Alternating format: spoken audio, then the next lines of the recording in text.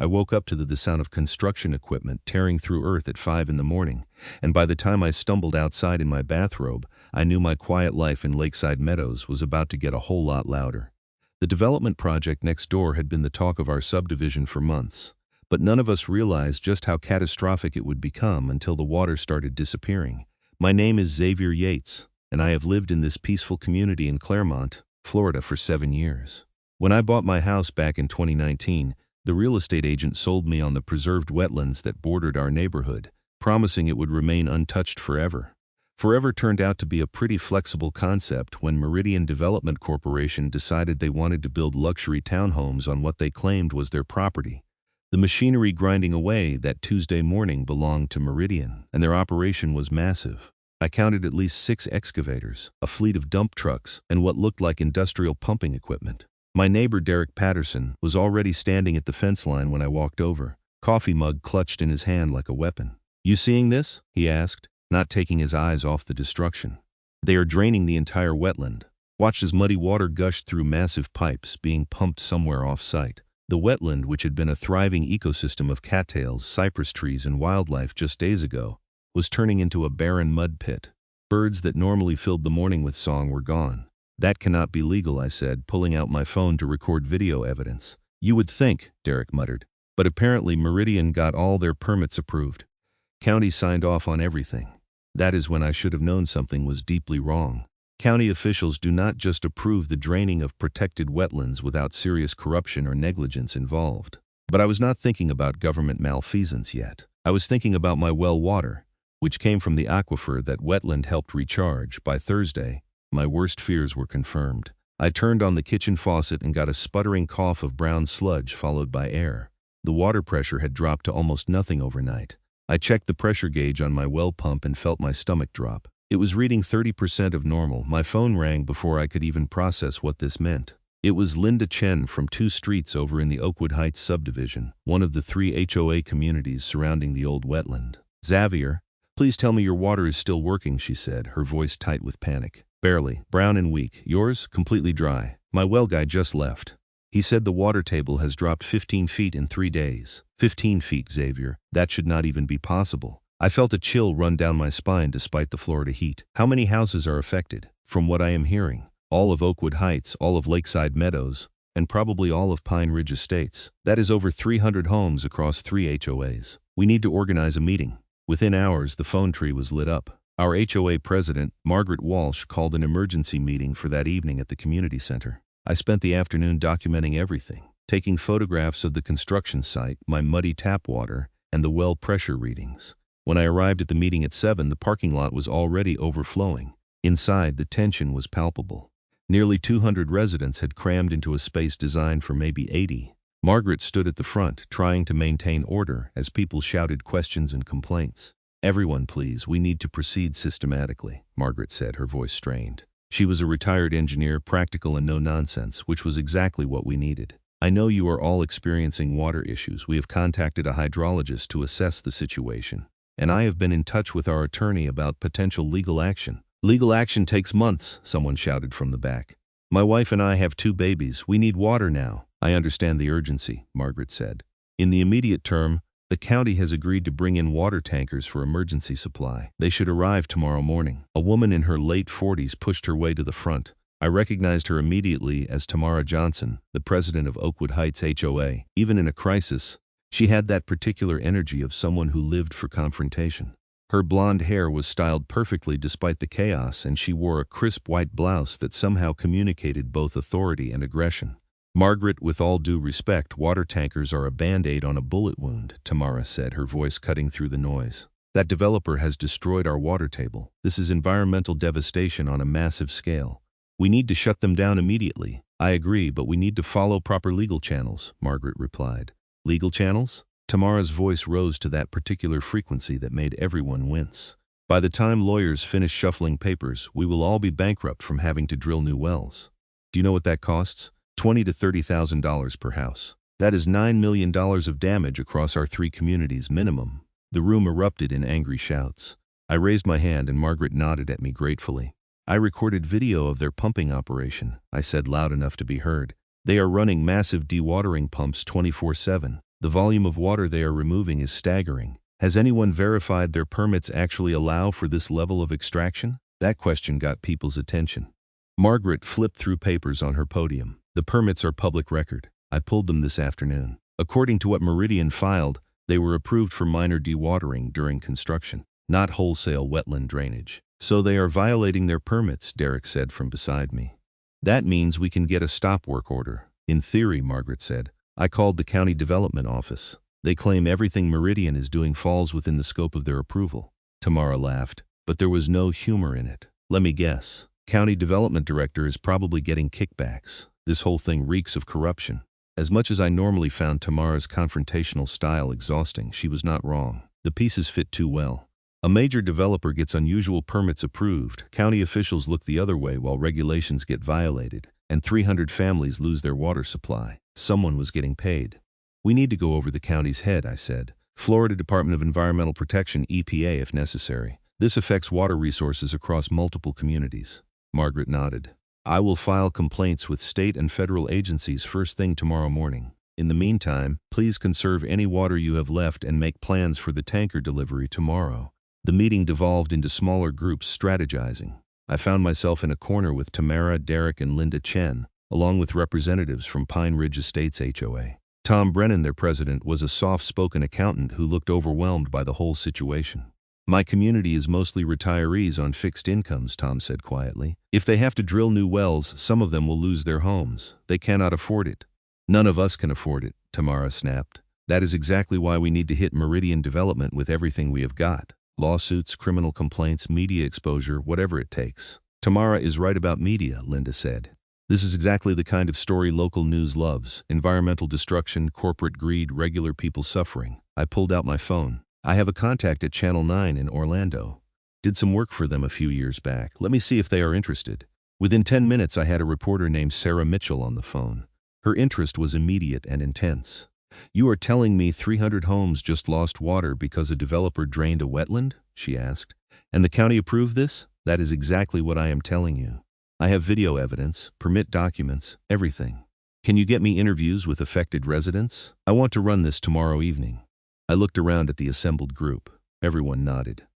You will have more interviews than you know what to do with, I promised. The next morning started with the indignity of water tankers rolling through our neighborhood like we were some disaster zone. In a way, I supposed we were. People lined up with buckets, jugs, and containers, hauling water back to their homes for basic needs. The tankers provided enough for drinking and minimal sanitation, but forget about showers, laundry, or any sense of normalcy. I was filling my fourth 5-gallon container when I noticed a line of official-looking vehicles pulling up to the Meridian construction site. County trucks with development office logos. My first thought was that maybe finally someone was going to shut this operation down. My optimism lasted about 5 minutes. The county officials spent maybe 20 minutes on site, appeared to have a friendly chat with the Meridian project manager, and then left. The pumps never stopped running. Derek saw it too. Unbelievable. They are not even pretending to investigate. Get it on video, I said. Already recording on my phone. Everything. Every county vehicle. Every official who shows up and does nothing. By afternoon, Sarah Mitchell and her camera crew had arrived. She was a sharp-eyed woman in her 30s who clearly sensed this story had legs. She interviewed Margaret first, then moved through the neighborhood collecting testimonies. Tamara, unsurprisingly, delivered a performance that was equal parts genuine outrage and calculated drama. This is environmental terrorism, Tamara declared directly into the camera, standing in front of her dried-up well. Meridian Development has poisoned our community. They have destroyed a vital ecosystem and left 300 families without one of the most basic human needs. And the county officials who were supposed to protect us have sold us out. I could already see the headlines. Sarah interviewed me next, and I tried to keep things factual, walking her through the timeline of events and showing the video evidence of the pumping operation. Have you contacted the developer directly? Sarah asked. Multiple people have called their office. No one returns calls. They have made it clear they do not care about the damage they are causing. What about legal action? Our HOAs are pooling resources for a lawsuit, but that takes time. Meanwhile, people are struggling with basic sanitation. We have elderly residents, families with young children, people with medical conditions. This is a public health crisis. The story aired that evening at 6. Sarah had done an excellent job, laying out the facts clearly while highlighting the human cost. Shots of residents hauling water, the massive pumps draining the wetland, and county trucks driving away without taking action. It was damning. My phone started ringing before the segment even finished. Other news outlets wanted interviews. A state representative's office called asking for more information. An attorney specializing in environmental law reached out offering to discuss class action options. But the most interesting call came from someone unexpected. "Is this Xavier Yates?" a man's voice asked. "Speaking. My name is Robert Chen. I am an environmental engineer with the state DEP. I saw the news story. What is happening in your community is worse than you realize, and I need to meet with you and your HOA leadership immediately." We arranged to meet the next morning at Margaret's house. Robert Chen turned out to be Linda Chen's cousin, which explained how he had gotten connected so quickly. He arrived with briefcases full of documents and a grim expression. "I have been investigating Meridian development for 6 months, Robert said as we gathered around Margaret's dining room table. Present were Margaret, Tamara, Tom, Derek, Linda, and myself. They have a pattern of this. They did something similar in Osceola County 2 years ago and Polk County before that. They find properties adjacent to wetlands, get approvals through questionable means, drain the wetlands for development, and leave surrounding communities high and dry." "How are they getting away with it?" Margaret asked. Robert pulled out documents. "Bribes, primarily. Campaign contributions to county commissioners, cushy consultant contracts for planning officials, that sort of thing. Very illegal, very hard to prove without someone on the inside willing to talk." Tamara leaned forward. "Do you have evidence of bribes in our case?" "Not yet. But I have been building a criminal case against Meridian CEO Richard Brennan for the previous incidents. What is happening here could be the piece that finally takes him down. But I need your help. I need documentation of every communication with county officials, detailed records of the water table decline, expert assessments of the environmental damage, and homeowner testimonies." "You will have it," I said immediately. "Whatever you need." "There is more," Robert continued. "The wetland they are draining is not just any wetland. It is designated critical habitat for 2 endangered species. The permits they received should never have been issued under federal law. Someone at the county deliberately ignored the environmental impact assessment. So we can get federal agencies involved," Derek said. "Already in motion. I contacted the U.S. Fish and Wildlife Service this morning. They are sending investigators next week. But federal bureaucracy moves slowly. In the meantime, your communities are suffering. What can we do right now?" Tom asked quietly. Robert hesitated. "Officially, I cannot advise you to do anything outside legal channels. Unofficially, if enough residents showed up at the next county commission meeting and made enough noise, it would put pressure on officials to act." Tamara's eyes gleamed. "A little public shaming. I can work with that." The county commission meeting was scheduled for the following Tuesday. That gave us 5 days to mobilize. We coordinated across all 3 HOAs, creating sign-up sheets, organizing transportation, and preparing presentations. Tamara took charge of the media outreach, ensuring that every local news outlet knew this was happening. In the meantime, the water situation was deteriorating. The aquifer level continued dropping. Some residents started getting their wells tested, and the results were alarming. Not only was the water level down, but what water remained was contaminated with sediment and bacteria. The rapid drainage had destabilized the underground geology, causing soil and pollutants to seep into the aquifer. I spent Saturday helping organize well tests across lakeside meadows. Each test cost money, and many residents were already financially strained, so our HOA voted to cover the costs from our reserve fund. The results were consistently bad. Out of 47 wells tested, 43 showed unsafe contamination levels. Margaret called another emergency meeting Saturday evening to share the results. The mood was darker than before. This was not just an inconvenience anymore. Our water supply was not just reduced, it was poisoned. "We are looking at permanent damage to the aquifer," Margaret said, her engineer's brain clearly working through the implications. "Even if Meridian stops pumping today, it could take years for the water table to recover, and the contamination might never fully clear." "That is not acceptable," Tamara said. She was standing at the front with Margaret, having basically appointed herself co-leader of the crisis response. "We need to be talking about criminal charges. This is not just property damage anymore. They have contaminated our water supply. That is a crime." "I contacted the Lake County Sheriff's Office," Margaret said. "They are treating it as a civil matter and referring us back to regulatory agencies." "Of course they are," Tamara said bitterly, "because actually investigating would require work. Let me guess. The sheriff probably got campaign donations from Meridian, too." I hated that her cynicism was probably accurate. The more we pulled at this thread, the more it looked like systemic corruption. Sunday morning, I got a call from Sarah Mitchell. "Xavier, I need you to see something. Can you meet me at the construction site?" I drove over to find Sarah and her cameraman parked on the public road that bordered the Meridian property. She handed me binoculars. Look at the southeast corner. Tell me what you see. I focused the binoculars where she indicated. At first, I just saw construction equipment and piles of dirt. Then I saw it. Dark liquid seeping up from the ground, creating pools of what looked like oil or chemical runoff. What is that? I asked. That is what I am trying to figure out. I have been watching since dawn. That seepage is getting worse. Either they hit something underground or all their pumping has caused some kind of rupture. I pulled out my phone and called Robert Chen immediately.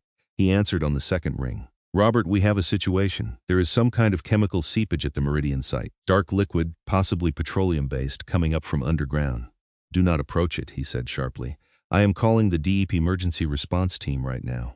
If they have ruptured an underground storage tank or hit a contaminated zone, this is a whole different level of disaster. Within 2 hours, DEP emergency vehicles descended on the site. Men in hazmat suits took samples while Meridian's project manager argued with officials. Sarah got it all on camera. By evening, the news broke. Meridian's pumping had caused an old, abandoned fuel storage tank from a gas station that had operated there in the 1970s to rupture. Hundreds of gallons of petroleum contamination were now mixing with groundwater, the same groundwater that fed our aquifer. Monday morning, the Florida Department of Health issued a do-not-use order for all well water in our 3 communities. The contamination was confirmed to be spreading through the aquifer. We were officially without safe water, not just in shortage but in absolute crisis. The county scrambled to bring in more water tankers and set up temporary distribution centers, but the scale of the disaster was beyond their capacity to manage.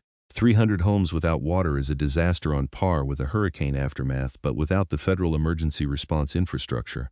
I spent Monday helping coordinate water distribution with Derek and several other volunteers. The physical work kept my mind occupied, but the anger was building. This was not a natural disaster. This was deliberate corporate negligence enabled by corrupt officials, and people were suffering for it. That evening, I got a call from an unknown number. Is this Xavier Yates? A woman's voice asked. Yes, who is this? My name is Jennifer Walters. I work in the Lake County Planning Department. I cannot stay on long. I saw your story on the news. I have information about the Meridian permits, but I need protection before I can go public. My heart started racing. What kind of information? Proof that the permits were fraudulent. Emails showing county officials knew the environmental impact would be catastrophic and approved it anyway because Meridian paid them off. But if I come forward without protection, I will lose my job and possibly face retaliation. Can you talk to Robert Chen at DP? He is building a criminal case against Meridian. I have already contacted him. He is working on getting me whistleblower protection. I just wanted you to know that help is coming. What they did to your community is not going to stand. She hung up before I could ask more questions, but the call gave me the first real hope I had felt in days. We had an inside source. This was about to break wide open. Tuesday arrived, the day of the county commission meeting. We organized a convoy of cars from all 3 subdivisions, over 200 residents planning to attend. Tamara had worked her media contacts, and there were at least 5 news crews planning to cover it. The Lake County Commission chambers held maybe 150 people comfortably. We showed up with over 200. The overflow spilled into hallways and outside. Commissioner Michael Patterson, no relation to my neighbor Derek, called the meeting to order, looking visibly uncomfortable. We have quite a turnout tonight, he said with a weak smile. I understand many of you are here about the water situation in the Claremont area. You think? Tamara called out from the front row, and nervous laughter rippled through the crowd. Margaret had registered to speak public comments, as had Tamara, Tom, myself, and about 20 other residents. The commission tried to limit comments to 2 minutes each, but we had numbers on our side. Margaret went first, calmly laying out the facts. Timeline of the drainage water table measurements, contamination test results, health department orders. She spoke with the precision of an engineer, building an irrefutable case. Tom went next, his quiet voice somehow more powerful than shouting would have been. I have residents in my community who are in their 80s. They saved their whole lives to retire in Florida. Now they cannot afford to fix what your corruption has broken. Some of them are talking about suicide because they are about to lose everything. Is that what you wanted when you approved those permits? The room went dead silent. Even the commissioners looked shaken. Then it was Tamara's turn, and she brought the fire. Let me make this very simple for you, she said, walking right up to the commissioner's bench. You sold us out. You took money from Meridian Development and approved permits you knew would destroy our water supply. 300 families are now dependent on water tankers because you are either corrupt or incompetent, and I am honestly not sure which is worse. Ms. Johnson, please keep your comments respectful, Commissioner Patterson warned. Respectful? Tamara's voice rose. You want me to be respectful? Our children are being bathed with bottled water. Our wells are contaminated with petroleum because your department approved pumping that ruptured underground tanks. People are facing bankruptcy because of decisions you made. And you want respect? If you cannot maintain decorum, I will have you removed, Patterson said. Go ahead, Tamara shot back. Have all of us removed. I am sure the 5 news cameras out there would love to see you forcibly eject 200 taxpayers for complaining about poisoned water. Patterson backed down, and Tamara continued for another 3 minutes before finally yielding the floor. The commissioners looked like they wanted to disappear into their chairs. I spoke next, presenting the video evidence and permit documentation. You approved minor dewatering. What Meridian is doing is wholesale wetland destruction. Either you were lied to, or you did not care. Either way, you are responsible for fixing this. For the next 2 hours, resident after resident told their stories. A mother whose child has eczema that has become infected from contaminated bathwater. A man whose small business is failing because he has to leave every day to haul water home. An elderly woman who is rationing her heart medication because she cannot afford both the medicine and bottled water. By the time public comments finished, several commissioners looked genuinely distressed. Commissioner Lisa Martinez, who represented our district, finally spoke. I want to assure the residents that we take this situation extremely seriously, she said. We are launching a full investigation into the permit approval process, and we have instructed county attorneys to review all options for legal action against Meridian Development. That is not good enough, someone shouted from the crowd. Martinez continued, additionally, I am calling for an emergency vote to issue a stop work order on the Meridian construction site effective immediately, pending environmental impact review. That got everyone's attention. The motion was seconded, and after a tense 15-minute debate, it passed 4-3. Meridian's construction would be halted as of tomorrow morning. The crowd erupted in applause, but Tamara was not satisfied. What about our water? What about compensation for the damage already done? The county will continue providing emergency water supplies and will be pursuing all available remedies to recover costs and damages from the responsible parties, Martinez said. It was something, but it was not enough. Still, shutting down Meridian's operation was a significant victory. We filed out of the commission chambers with grim satisfaction. Outside, Sarah Mitchell grabbed me for an interview. How are you feeling about tonight's outcome? It is a start, I said carefully. But a stop work order does not undo the damage. We still have 300 homes with contaminated water. We still have an aquifer that might take years to recover. We need criminal investigations, we need accountability, and we need compensation. The story ran on the 11 o'clock news with the dramatic headline, County Halts Construction After Water Contamination Crisis. It was picked up by state and national outlets overnight. By Wednesday morning, our little disaster in Claremont was making headlines across Florida and starting to get attention from national environmental groups. The political pressure worked fast. By Wednesday afternoon, the Florida Attorney General's office announced they were opening an investigation into the permit approval process. The FBI's Public Corruption Unit confirmed they were reviewing the case for potential federal charges. Meridian Development issued a statement denying all wrongdoing and claiming they had followed all applicable regulations. Their CEO, Richard Brennan, appeared on local news looking slick and unconcerned. We sympathize with the residents experiencing water issues, but our project has been conducted in full compliance with all permits and regulations, he said smoothly. Any contamination issues are unrelated to our construction activities. Watching him lie so casually on television made my blood boil. But I also knew his arrogance would be his downfall. People like that always underestimate how much damage angry communities can do when organized. Thursday brought another development. Jennifer Walters, the county planning employee, officially came forward as a whistleblower.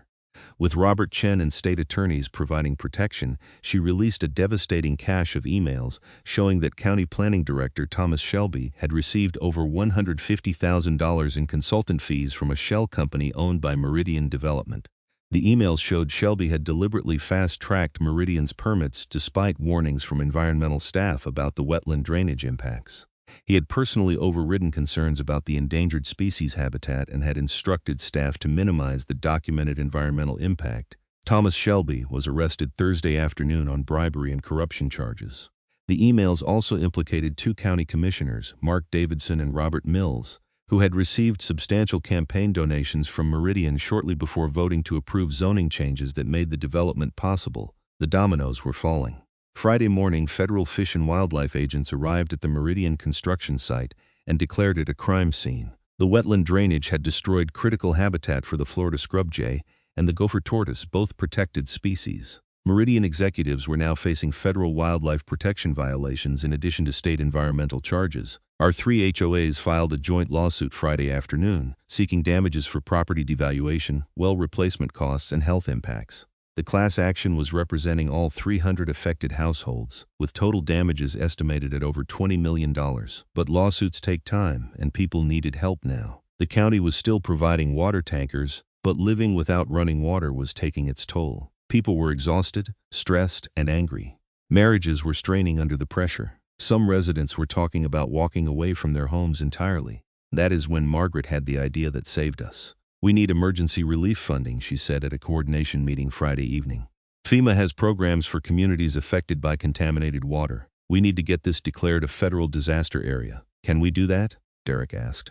"It is rare for non-weather events, but it is possible. We would need our state representatives to push it through," Margaret said. Tom nodded. "I will call Representative Anderson's office tomorrow." But Tamara was already on her phone. "Why wait? I am calling him right now." State Representative James Anderson turned out to be surprisingly responsive when Tamara got him on the line and explained the situation with her particular brand of urgent intensity. He promised to contact FEMA that evening. By Monday, FEMA had sent an assessment team. The scope of the contamination, the number of affected households, and the potential health impacts qualified us for emergency disaster assistance. By Wednesday, FEMA approved a relief package that included temporary water infrastructure, health services, and financial assistance for affected homeowners. It was not perfect, but it meant people would not lose their homes while the legal cases played out. The criminal cases moved faster than anyone expected. Thomas Shelby, facing serious prison time, decided to cooperate fully with prosecutors. He provided detailed testimony about the entire corruption scheme, implicating not just himself and the 2 commissioners but also 3 Meridian executives including CEO Richard Brennan. The state attorney general moved aggressively, filing charges of racketeering, environmental crimes, bribery, and fraud. The FBI added federal corruption charges. Meridian Development's stock price crashed as investors fled. The company filed for bankruptcy protection within 3 weeks of Shelby's arrest. Our lawsuit got more complicated with Meridian in bankruptcy, but it also meant their assets would be liquidated. The bankruptcy trustee indicated that environmental remediation and homeowner damages would be priority claims. By late June, the full scope of accountability was taking shape. Richard Brennan was arrested and denied bail, facing dozens of felony charges that could result in 20-plus years in prison. 2 county commissioners resigned in disgrace and were facing criminal charges. Thomas Shelby had already pleaded guilty to multiple felonies, but the water situation remained a crisis. The aquifer contamination was worse than initially assessed. DP hydrologists determined that full recovery could take 5 to 7 years even with aggressive remediation. The temporary solution was connecting our 3 subdivisions to the county water system, but that required installing miles of new infrastructure. FEMA funding helped, and the bankruptcy liquidation of Meridian's assets provided additional resources. Construction on the county water connection began in July. We were told it would take 4 to 6 months to complete. Living on tanker water through a Florida summer was brutal. The heat made everything worse. Water rationing meant choosing between basic hygiene and other needs. Tempers were short, stress was high, and the community cohesion that had united us in crisis was starting to fray. That is when Tamara surprised me. She organized a community support network, coordinating volunteers to help elderly and disabled residents with water hauling, setting up shared laundry facilities at the community centers, and creating schedules so people could help each other. For all her abrasiveness and combative energy, she genuinely cared about making sure no one was left behind. I found myself working closely with her, Derek, Margaret, and Tom through the summer. We had become an unlikely leadership team bound together by crisis. We met weekly to coordinate relief efforts, track the legal proceedings, and plan for the infrastructure installation. In August, the trials began. Thomas Shelby, having pleaded guilty, testified against Richard Brennan and the other Meridian executives. The evidence was overwhelming. Emails, financial records, recorded phone calls, everything documented a systematic scheme to bribe county officials and evade environmental regulations. Brennan's defense tried to claim he was unaware of the corruption, that rogue employees had acted without his knowledge. But Shelby's testimony painted a clear picture of Brennan personally directing the bribery scheme and ordering the wetland drainage despite knowing environmental consequences. The trial lasted 3 weeks. I attended whenever I could, sitting in the gallery with dozens of other residents. We wanted Brennan to see the faces of the people he had harmed. The jury deliberated for 2 days. When they returned with guilty verdicts on 18 of 20 counts, the courtroom erupted in applause. The judge had to call for order, but even she looked satisfied. Richard Brennan was sentenced in September to 22 years in federal prison. The two county commissioners received 8 and 10-year sentences, respectively. Thomas Shelby, in exchange for his cooperation, got 4 years. It felt like justice, though no prison sentence would fix our aquifer or restore what we had lost. The county water connection was completed in November, 8 months after the crisis began. The day they finally turned on the municipal water supply was like a holiday. People stood at their sinks watching clean water flow from taps for the first time in months. Some cried. I admit I got a little emotional myself, but we were not done. The environmental remediation was ongoing. DEEP had initiated a multi-year project to clean the petroleum contamination and restore the damaged wetland. Meridian's bankruptcy liquidation provided $38 million for remediation and damages. After legal fees and remediation costs, each affected household received approximately $63,000 in compensation. It did not fully cover the cost many people had incurred, but it helped. More importantly, it sent a message that developers and corrupt officials could not destroy communities without consequences. Our 3 HOAs remained closely coordinated after the crisis ended. We had learned the power of collective action. We established joint committees for environmental monitoring, political advocacy, and emergency preparedness. Tamara Johnson became something of a local celebrity, frequently quoted in news stories about community activism. She remained as abrasive as ever, but people respected her willingness to fight. She and Margaret formed an unlikely friendship, the engineer and the activist balancing each other perfectly. Derek Patterson got elected to the county commission in 2026, running on a platform of government transparency and environmental protection. His first act in office was proposing stricter oversight of development permits and mandatory environmental impact reviews for any project affecting wetlands or water resources. The restored wetland, which DP renamed the Claremont Community Wetland Preserve, became a protected area with permanent conservation easements. The land that Meridian had tried to develop was seized through the bankruptcy proceedings and donated to the county as a nature preserve. I stood at the edge of that wetland on a warm December morning, watching birds return to habitat that had been torn apart and slowly rebuilt. It was not the same as before. Some species had not returned, and you could still see scars in the landscape where the pumps had torn everything apart, but water was flowing again. The cypress trees were recovering. Life was returning. Margaret joined me, her surveyor's eye assessing the restoration work.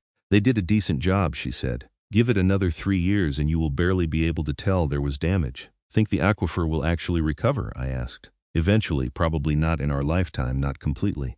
But the water table is rising again. The contamination levels are dropping. It will heal. Tamara walked up carrying coffee for all 3 of us. Stop being so technical and just enjoy the view, she said, handing us cups. We won. The bad guys are in prison, the water is back on, and we proved that communities can fight back against corporate criminals. You make it sound simple, I said. It was not simple. It was horrible and expensive and exhausting. But we won, Tamara insisted.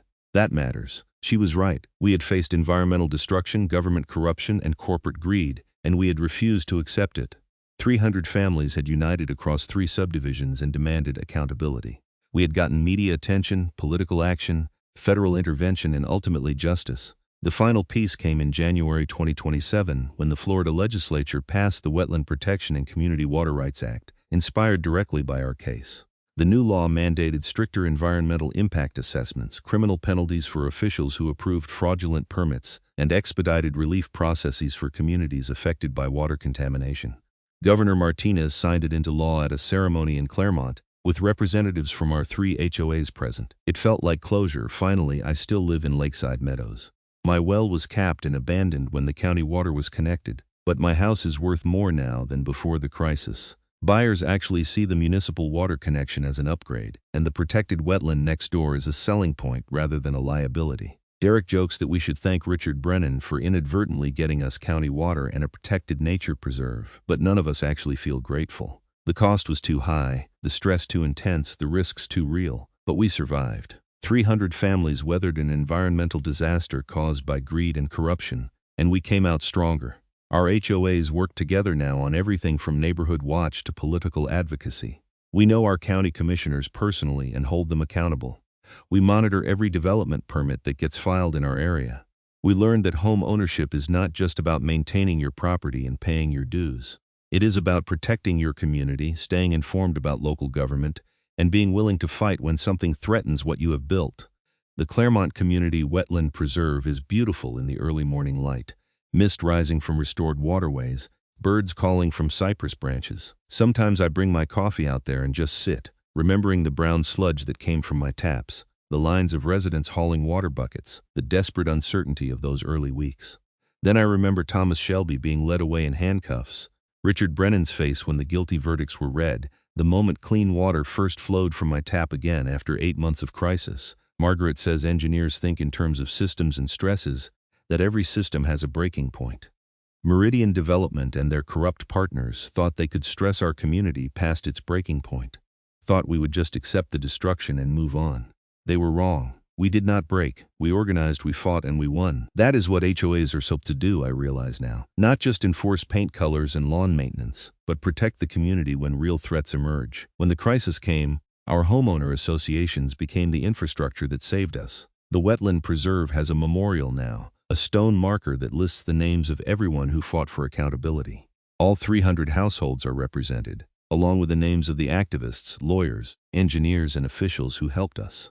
It is called the Community Victory Memorial, which Tamara insisted on despite Margaret's preference for something more understated. Standing there reading those names, I feel pride. We were just ordinary people living quiet lives, and when disaster struck, we became advocates, activists, and ultimately victors.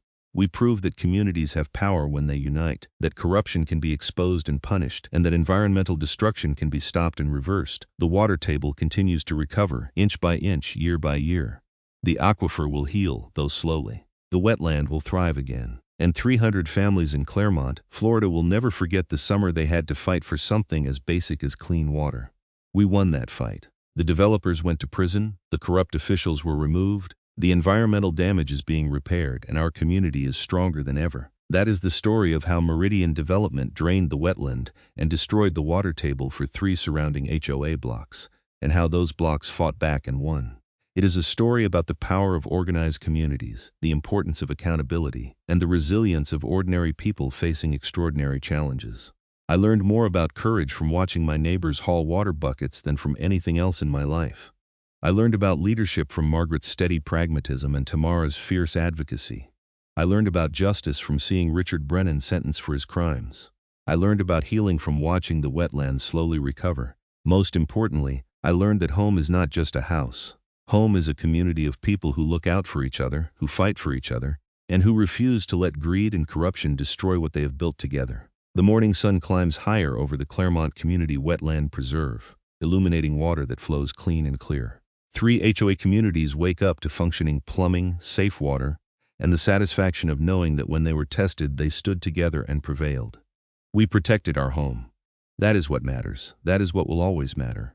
And if another developer ever tries something similar in this county, they will find a community that knows how to fight back, that has the experience and determination to win, and that will never again allow corruption to poison our water or our lives. The crisis is over. The victory is won. The community endures. That is the story, and that is the truth.